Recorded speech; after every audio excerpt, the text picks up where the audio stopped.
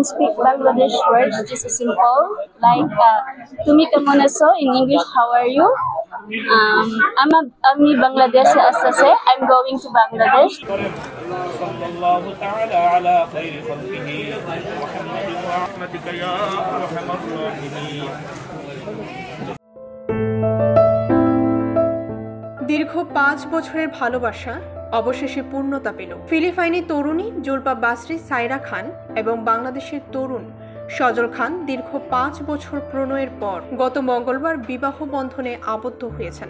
সাভারের আশুলিয়ায় পরিবারের উপস্থিতিতে এক জাঁকজমকপূর্ণ অনুষ্ঠানের মাধ্যমে তাদের বিয়ে সম্পন্ন হয়। এর আগে ভালোবাসার টানে ফিলিপাইন থেকে ছুটে আসেন সাইরা খান। তাকে আপন করে নিতে কমতি ছিল না সজল খানের পরিবারের। তবে কনে সাইরার পক্ষ থেকে পরিবারের কেউ উপস্থিত না থাকলেও সার্বক্ষণিক পরিবারের সবাই যোগাযোগ রেখেছিলেন মুঠোফোনে। আমার ছেলে সিঙ্গাপুর থাকতো, সিঙ্গাপুরিতে সাইরার সাথে সম্পর্ক ভাবে সিঙ্গাপুর থেকে বাংলাদেশে এসে ভাবে বিয়ে দিচ্ছে। আমরা খুব খুশি, আমরা খুব আনন্দিত ভাবে খুশি হয়েছি। সজলের ছোট ভাই সজল হচ্ছে সিঙ্গাপুর থাকে, ফিলিপাইন থেকে ভালোবেসে সে বাংলাদেশে আসছে, আমার ভাইকে পছন্দ করে বিয়ে করছে। আমরা অনেক হ্যাপি আলহামদুলিল্লাহ। ভাবি আমরা অনেক মিস করছি, ভাবি তাদের বাসার লোকজন ভিডিও কলে সবসময় কথা বলতেছে, তার অনেক ভালো মন মানসিকতার মানুষ। দুজন দুজনকে মনে করেন সেটা করে মানে ভালোবাসে, সেইখান থেকে তাদের মনের টানে সে ফিলিপাইন থেকে মনে করেন বাংলাদেশে এসে আজকে এখানে বিয়েটা আর কি হচ্ছে আর কি। এটাতে আমরা খুবই আনন্দিত এবং খুবই মানে গর্বিত।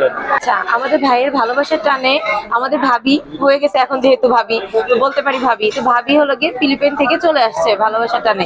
তো আমরা খুবই খুশি, এখন দোয়া করি যাতে এরা দুজন হলো গিয়ে সুন্দরভাবে সংসার মানে চালায় যেতে পারে। অনেক নার্ভাস ছিল, বাট আমাদের সাথে এত ভালো মতো মিশে গেছে, আর সে একটু নার্ভাস না, অনেক মিশুক, অনেক বুঝতেই দিচ্ছে না যে ওরা বাংলাদেশে নতুন আসছে।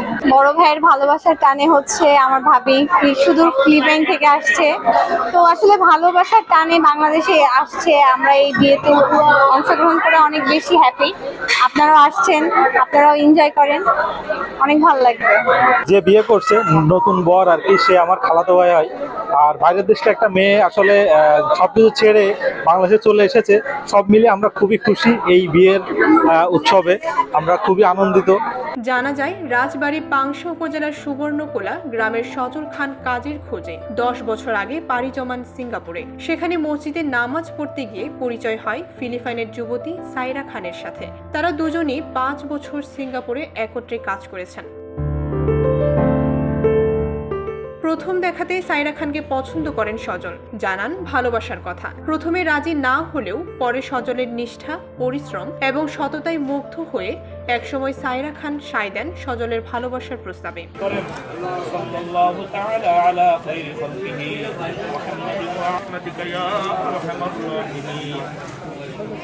অল্প অল্প বাংলা বলতে পারা সাইরা খান বলেন, বাংলাদেশ দেখতে ফিলিপাইনের মতোই। বাংলাদেশের মানুষ খুবই ভালো এবং নম্র ভদ্র মিশুক। Can speak Bangladesh words just simple like Tumi kemon aso in English. How are you? I'm Bangladesh Asase. I'm going to Bangladesh. Impression when I come to Bangladesh, all the people is very good. Their culture is so good. I'm so happy that they welcome me as their family. The family Khan is so good. And I'm so happy to my new journey because I'm already married with a Bangladeshi man. এদিকে সাইরা খানের সাথে 5টি বছর কাটিয়ে দিয়ে জীবনের অন্তিম পর্বের পদক্ষেপ নিতে পেরে বেশ খুশি বাংলাদেশি যুবক সজল খান। 10 বছর আগে সিঙ্গাপুরে যাই কাজ করার উদ্দেশ্যে। ওকে কাজ করে 5 বছর পর সাইরার সাথে আমার পরিচয় হয়। পরিচয় হলে তখন আমরা দুজনকে ভালো লাগে। ভালো লাগার কারণে ওরে আমি প্রপোজ করি, কিন্তু আমাকে প্রথম অবস্থায় অ্যাকসেপ্ট করে না। তো ও বলছিল যে আমি ভেবে দেখবো। কিছুদিন পরে ও আমি ওকে আবার নক দিই, তখন আমারে বলে যে ওকে অ্যাকসেপ্ট। তারপরে আমি তখন বলি ঠিক আছে, তোমার আমার সম্পর্ক 5 বছর পূর্ণ হলে তারপর আমরা একটা বিয়ের সিদ্ধান্ত নেব। তাও অ্যাকসেপ্ট করলো আমার সাথে। তা আমি সমস্ত পরীক্ষা করলাম যে ও আমার সাথে টিকবে কিনা আমি দেখলাম। কারণ বাইরে একটা মেয়ে বাংলাদেশে সংসার করবে, এটা অনেকেই বলে যে করতে পারে না বাইরের মেয়েরা। তো ইনশাল্লাহ আমি আশা করি ও সম্পর্ক যেহেতু আছে সংসার করবে, সংসার করার উদ্দেশ্য নিয়ে আসছে বাংলাদেশে। এখন আমরা আজকে বিয়ে থা করবো। বিয়ের অনুষ্ঠানে উপস্থিত ছিলেন সজল খানের পরিবারের সদস্যবৃন্দ সহ আত্মীয় স্বজন ও শুভাকাঙ্ক্ষীগণ। আনন্দঘন পরিবেশে সকলের দোয়ায় শুরু হলো ভিনদেশি তরুণ তরুণীর দাম্পত্য জীবন। ডেস্ক রিপোর্ট, ভোরের পাতা।